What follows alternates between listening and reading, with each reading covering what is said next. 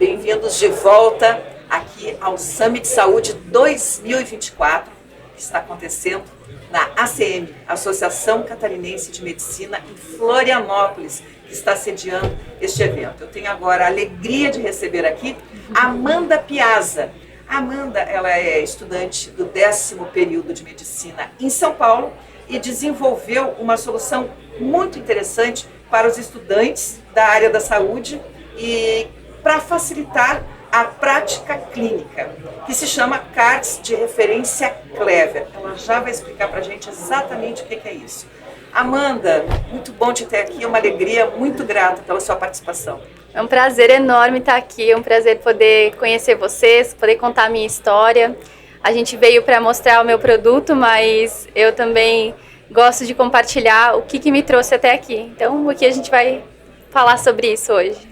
Amanda, bom, você está no 10º período de medicina, logo você, né, estará aí atuando na área.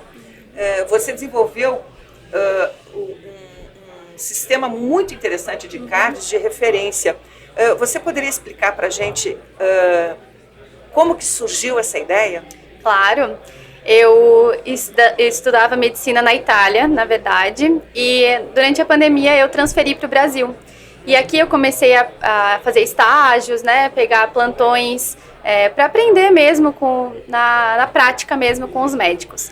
E eu senti necessidade de um produto, de um material que me auxiliasse, para que eu não precisasse ficar pegando o celular na frente dos pacientes, na frente dos preceptores, algo que não fosse um livro que tivesse somente aqueles dados, né, que estão nele, algo de fácil acesso, atualizado, acessível. E aí foi assim que eu desenvolvi os CARDS de referência Clever. Então os CARDS, eles são como um crachá, né? Eu posso até mostrar aqui para quem está vendo a gente ali. Eu estava mesmo procurando na câmera, onde estão. Com certeza estamos aqui, porque o podcast é um videocast também. Fica mais interessante então você mostrar. Qual é a câmera que nós podemos usar para mostrar? Essa aqui, então, ó, eles ficam pendurados assim no pescoço ou no jaleco. E eles são como uns cards, né? Eles têm todas as informações que o estudante, o aluno, o recém-formado possa precisar durante os plantões e estágios. Então, a gente tem, por exemplo, esse daqui é um combo de cardiologia. Ele é perfeito para quem está começando a pegar plantão. Então, ele tem, por exemplo, tromboembolismo pulmonar. Qual que é a conduta? O que a gente tem que fazer com esse paciente? Como identificar essa doença, né, ou esse acontecimento no paciente. Aqui, por exemplo, tem drogas para intubação orotraqueal. Então, desde como fazer a dosagem, né, para o paciente, como diluir. Então, tudo isso está aqui. A gente não precisa mais ficar passando perrengue no plantão e a gente, além de salvar a nossa vida, salva a vida do paciente também. O que eu achei muito interessante, Amanda, eu sei porque eu tenho filho médico, que é uma gama imensa de conhecimento. Muito bem, você citou, no caso específico desse CARD, voltado para a cardiologia. Então, sistematizar uma gama imensa de conhecimentos nas questões que são mais solicitadas no dia a dia, mais recorrentes, seria isso? Exato. Então, um erro comum da pessoa que não é da área médica é achar que os médicos sabem ou devem saber tudo. A gente estuda por muitos anos, os que são espertos vão atrás de ainda mais conhecimento, a gente participa de tudo que tem de inovação em medicina, né? Por exemplo, esse evento aqui. E mesmo assim a gente não sabe tudo e a gente nem deveria saber tudo, porque está tudo sendo sempre atualizado, a gente sempre tem que buscar esse conhecimento novo. E a prática também, né, são anos de experiência para a gente ter confiança do que a gente está fazendo. Então, tendo um material assim, a gente consegue ter acesso a essas informações e evitar de cometer um erro, né? Às vezes por falta de informação, às vezes por nervosismo ali na hora de estar atendendo um paciente, né, principalmente para os estudantes. E a gente realmente escolheu assuntos, esse de cardiologia foi um exemplo, mas a gente escolheu assuntos que são extremamente prevalentes na área médica, né? A gente também tem de enfermagem, logo vamos fazer para outras áreas como fisioterapia, como nutrição, como bioquímica. Você tem também, além da cardiologia, evidentemente, outras especialidades da medicina E como é que pode acessar esse cargo? Como é que você divulga o seu card? Então eu tenho meu Instagram, né, que é um Instagram meu e da empresa junto, porque que seria, pode passar. É Vencer Clever, então Vencer VEMSER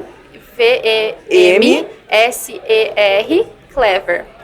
Clever em inglês é hábil, né? Esperto, astuto. Exato. Vencer astuto. Então, a gente chama as pessoas, venham ser clever, fazer parte dessa comunidade. Nosso interesse é mudar o futuro da saúde, da medicina. Muito interessante. É por isso que a gente está aqui. Então, os cards, você perguntou antes, a gente tem também de ortopedia, tem para urgência e emergência, tem para o internato, né? Mais direcionado para atenção primária, para todos os gostos e Bom, você começou a sua faculdade de medicina na Itália, por conta da pandemia, né? Como muitos outros estudantes, você decidiu então retornar ao Brasil e concluir, está fazendo, né? Já está no 10º período em São Paulo, no curso de medicina.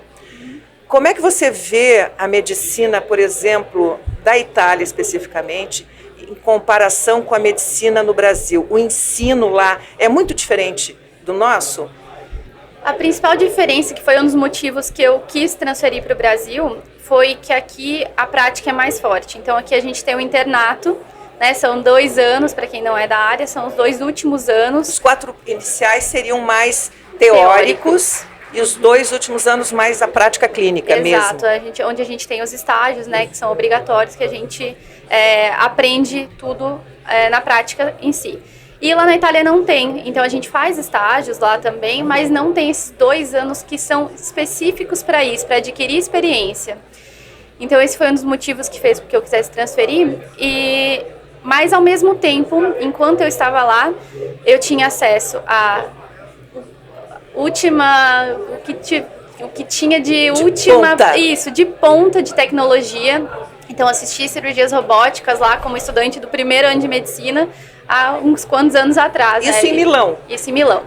Que, aliás, belíssima cidade. Exato. Como a Itália como um todo, né? Sensacional. E aí lá, então a gente tinha uma teoria muito, muito forte. Eu tive um professor de fisiologia que eu nunca vou esquecer ele.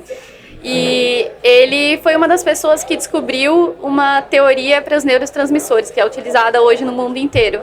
Então, não é em qualquer pessoa, em qualquer lugar que a gente pode ter contato com uma pessoa assim, né? Então, eu tenho muito orgulho de dizer que eu estudei lá.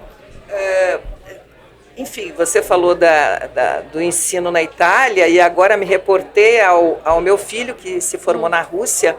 Na Rússia, o sistema de saúde é completamente diferente. O aluno chega na aula com o conteúdo que seria teoricamente tratado naquele dia, já estudado no dia anterior. Então ele chega com conteúdo preparado e apenas tira as dúvidas com o professor. Então, assim, é um sistema de saúde completamente diferente. O meu filho, inclusive, ele teve um período de adaptação, claro, né? E não só isso, como ele morava perto da Ucrânia, e ali os termômetros chegavam a menos 30, então era neve até o joelho. Então tinha o desafio também do clima, o desafio do idioma, né? A universidade lá em Kursk, que é a cidade, ela é em inglês, né? Mas o russo, em regra, não fala inglês, então ele teve que aprender o russo. Nossa. E inclusive, eu estive na formatura dele, achei muito interessante, porque um idioma tão difícil, né? Ele dominou bem, mas o sistema de ensino na Rússia também completamente diferente do Brasil, porém, uma universidade assim muito conceituada, né? Então, ele teve um ensino bastante forte, um ensino bastante profundo. Então, acho que esses intercâmbios, né, para fora do país são interessantes para ter essa troca, né? Você também morou nos Estados Unidos um período? Morei, foi lá que eu aprendi inglês. Na Itália, a minha faculdade também era em inglês. Parla italiano? Parlo. Lá a gente também teve que aprender italiano para fazer os estágios no hospital, né? Porque a população italiana... A universidade foi em inglês na Itália foi inglês, também? Foi. A Itália, morei um ano na Itália, também percebi isso. O italiano, em regra, não fala Também inglês. não. Tem que aprender na marra. Mas como eu estava lá, estava fazendo cidadania, eu tive que achar um lugar para morar. Se piazza, mais italiano que isso não italiana. tem. E aí, então, eu tive que aprender italiano na marra, mas eu sou apaixonada por línguas. Então, para mim foi um prazer poder aprender mais uma e ali no dia a dia. E quando você foi para a Itália, você não falava inglês ainda? Perdão, italiano. Italiano não, eu falava inglês. Quando eu era bem novinha, viajava muito com os meus pais, tive esse prazer de poder viajar muito, de conhecer o mundo com os meus pais. E isso despertou em mim, assim, realmente um amor por culturas, por línguas. E foi aí que começou mais ou menos a minha história, né? Eu, com 15 anos, eu fui pela primeira vez nos Estados Unidos, me apaixonei por lá, sonhava em morar lá, e aos 16 eu consegui realizar esse sonho. Me mudei para lá, para Las Vegas. Você fez o que? O high school lá? Fiz o high school. Com 16 anos. Fui selecionada por uma família de Las Vegas, aleatoriamente. E eu fiquei um ano lá, então aí eu fortaleci ainda mais o meu inglês. Depois eu voltei para o Brasil, terminei o ensino médio, estava na dúvida se eu queria ou não fazer medicina. Eu sempre fui uma pessoa muito sensível e eu temia que se eu escolhesse a medicina eu ia sofrer muito pelos meus pacientes. Que exige uma boa racionalidade. Depois eu conto o final desse meu raciocínio aí. Mas basicamente depois disso eu decidi voltar para os Estados Unidos. Então, eu prestei o vestibular deles lá, né, a prova de proficiência em inglês, passei para uma universidade americana e fui lá fazer o que eles chamam de pré-medicina. Pré-medicina é um curso que você tem que fazer antes de fazer a medicina em si. Então, são 4 anos de um bacharel, depois mais 4 anos de medicina. Juntando esse meu amor aí por viagens, por culturas, eu decidi me formar em antropologia. Então, eu cursei antropologia junto com as matérias pré-requisitos para medicina. E aí, por 4 anos, eu fiz isso.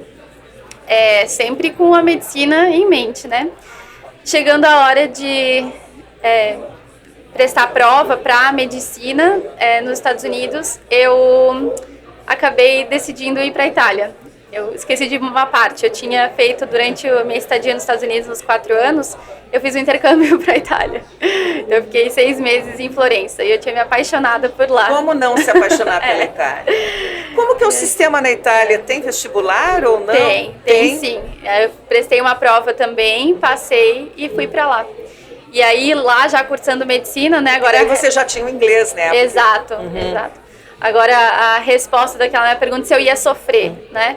Eu aprendi que durante o momento em que eu estou atendendo o meu paciente, ele não precisa que eu chore por ele não precisa que eu sofra com ele, que eu abrace ele e chore com ele. Ele precisa de mim ali naquele momento como alguém que vai prover os cuidados, alguém que vai prescrever, que vai fazer exame físico, que vai dar o suporte médico para ele e não que chore naquele momento com ele. Isso, inclusive, tem uma cadeira, não sei no Brasil, sei que na Rússia, meu filho comentando comigo, diz que tem uma cadeira que ela, inclusive, prega isso, o distanciamento que o médico tem que ter. Mas eu pergunto, de ser humano para ser humano, fica às vezes difícil ter distanciamento, né? Quando você tem na sua frente um paciente em sofrimento e você, obviamente, fez o juramento, né, a Hipócrates, você quer salvar aquela vida, você quer minorar o seu sofrimento, enfim, às vezes fica muito difícil esse distanciamento. Me responda uma coisa, qual é a especialidade que você quer fazer, Amanda? Não sei ainda, essa é a minha dúvida cruel. Eu amo a medicina, eu sou apaixonada, tanto que assim, o meu dia a dia, a minha vida é medicina. Eu encontrei outras formas de incorporar a medicina na minha vida e as outras coisas que eu gosto na medicina. Como o empreendedorismo exatamente, que você, né, desenvolveu. Exatamente, mas eu ainda não sei que área que eu quero seguir. Eu já troquei várias vezes. Se eu tivesse que escolher hoje, eu acredito que eu escolheria cirurgia. Opa! Eu tenho muitas habilidades manuais, sempre gostei muito cirurgia geral, você diz? Não sei, teria que fazer cirurgia geral e depois me especializar em outra coisa, mas Eu sempre gostei muito do trabalho manual, de colocar a minha criatividade, fazer arte. Então, eu acredito que na cirurgia isso seria bem-vindo e bem Essa visto. habilidade seria Exato, bem-vinda e os pacientes agradecem. Mas essa questão de distanciamento dos pacientes que você comentou do seu filho, eu nunca ouvi falar. Aqui no Brasil é bem diferente nesse sentido. A gente aprende a acolher, né? Eu concordo com você, eu acredito isso, eu converso muito com meu filho sobre isso. Eu costumo dizer, quando o paciente senta na sua frente, ele está em sofrimento, acolha ele. Se você recebe o paciente com um sorriso, acolhendo ele, chamando pelo nome, ele já melhora, né? Porque nós estamos lidando de ser humano para ser humano. O médico não é uma máquina, né? E com relação ao que você disse de ainda não ter se definido, você tem um tempo hábil para isso ainda, eu costumo dizer uma coisa. Quando nós estamos em dúvida, não sabemos que caminho seguir, as pessoas em geral não têm a calma e a tranquilidade de respirar fundo, de olhar para dentro, porque é onde estão as respostas. Sem dúvida. Dentro de nós. Quando a gente se acalma, aquieta a nossa mente e escuta a nossa voz interior, as respostas vêm, pode ter certeza. Amanda, amei encontrar você hoje aqui. Foi um prazer enorme. Prazer todo meu. Muitíssimo obrigada. Quem agradece somos nós. Obrigada. Sucesso na sua escolha profissional linda. Como eu costumo dizer, medicina não é profissão, é missão. Que você tenha todo o sucesso do mundo. Obrigada. Muito grata. E tenha uma jornada linda aqui. Agradeço, com certeza. Obrigada. Até daqui a pouco.